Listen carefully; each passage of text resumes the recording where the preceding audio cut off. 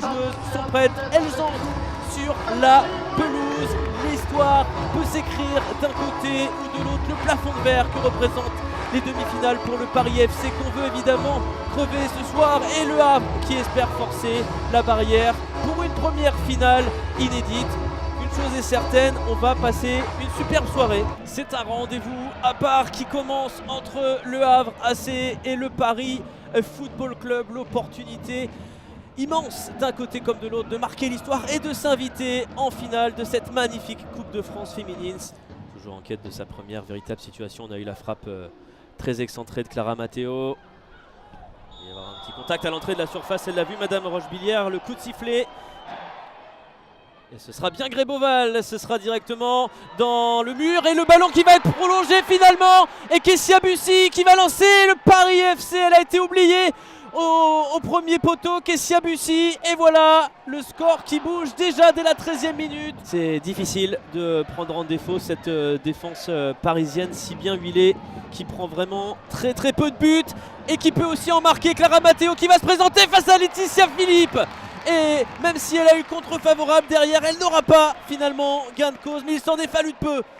Et Avrez sur le côté droit, Ikram Adjabi en puissance là pour poser des problèmes. Alou Bogart, le ballon qui va être récupéré assez haut pour les joueuses du Havre. Et attention, elle est lobée déjà Davis et Zoé Stievnar qui ne va pas pouvoir enchaîner. Pas à leurs mains, les Parisiennes, le ballon qui est récupéré par Ikram Adjabi qui envoie une superbe frappe sur la barre transversale, et derrière Chiamaka Nnadozie qui va pouvoir récupérer ce ballon. Quelle inspiration d'Ikram Adjabi, ça se rapproche pour le Havre. C'est mérité pour ces joueuses du Havre. Gaëtan Tiné dans la surface de réparation au duel. Gaëtan Tiné qui va pouvoir envoyer une frappe. Gaëtan Tiné qui vise sa première finale de Coupe de France féminine et qui prend ses responsabilités à la 33e minute. Et le break, le voilà, le break pour le Paris FC. Et ça vient des pieds évidemment de Gaëtan Tiné. Et la appel qui peut être gagnant de la part de Kessia Bussy. Il faut venir se replacer parce que Melwen Ndongala qui propose là de son côté l'arrêt de Laetitia Philippe. C'est peut-être pas terminé. Ndongala de la tête qui ne va pas cadrer, et nouvelle alerte sur les cages de l'ancienne Montpelliéraine. Là c'est allé à 2000 à l'heure avec Kessia Bussy. Je vais aller chercher le relais sur Eden Le Guilly, la joueuse prêtée par le Paris Saint-Germain qui rêverait de retrouver sa sœur Jade. Clara Matteo qui pourrait mettre fin à ce rêve justement avec une frappe que Laetitia Philippe va stopper. Sylvia Oudossi qui va faire barrage, on va arriver au bout de ce temps additionnel et c'est la pause sur ce score de 2-0 en faveur de Kessia Bussy, de Gaëtan Tiné et de leurs partenaires. Attention à cette passe. Ouais, justement les petites erreurs qui se cumulent, qui permettent à chaque fois aux Havraises d'attaquer. Et Loricans, on connaît sa frappe à Loricans, ça sera un petit peu trop axé et directement dans les camps de Chiamaka Nnadozie. Mais elles ont des situations, les Havraises.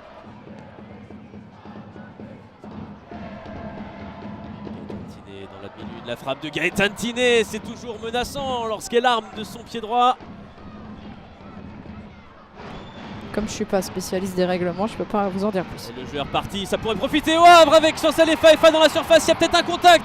On rappelle qu'il y a la VAR, c'est la panique. Et le Havre qui va peut-être marquer le but du 2-1 finalement. Ça sort hors des limites. Elle a trouvé la touche vers Melinda Mendy pour Chancel Faifa. Chancel Faifa qui va essayer de prolonger, mais à nouveau l'infranchissable Chiamaka Nnadozie.